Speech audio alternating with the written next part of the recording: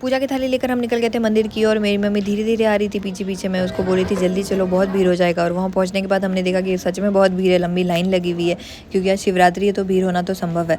उसके बाद बहुत लोग लाइन तोड़ के भी बीच से भी जा रहे थे दर्शन के लिए, तो हमने भी लाइन तोड़ दिया क्योंकि जगह बनानी पड़ती पूजा करने के लिए। तो फिर जगह बनाई बहुत मेहनत से, फिर वहाँ पे बैठ के आराम से हमने पूजा किया, जल ढाड़ा। जल ढाड़ते वक्त मेरा किसी ने लुटकी पकड़ लिया था, तो साथ में ही हमने जल ढार दिया।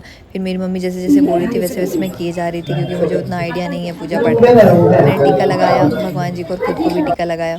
उसके बाद मैंने फूल वगैरह चढ़ाया, केले चढ़ाए, शकरकंद लेकर गई थी मेरी मम्मी, तो मैंने मम्मी का हाथ पकड़ लिया शकरकंद चढ़ाते वक्त, क्योंकि एक ही शकरकंद था।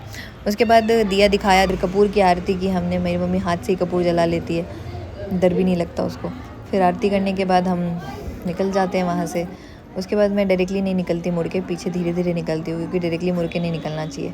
उसके बाद वहाँ पे प्रसाद भी बट रहा था, तो मेरी मम्मी ने भी प्रसाद लिया। मुझे भी वो लोग बोल रहे थे प्रसाद लेने के लिए, बट मेरे हाथ में इतना सामान था कि प्रसाद ले ही नहीं पा रही थी मैं। बट फिर भी जैसे जैसे मैंने एडजस्ट कर लिया प्रसाद लुटकी वगैरह हाथ में ही। उसके बाद मैं और मेरी मम्मी घर चले आए। तो शिवरात्रि का दिन यहीं ख़त्म होता है। बाय।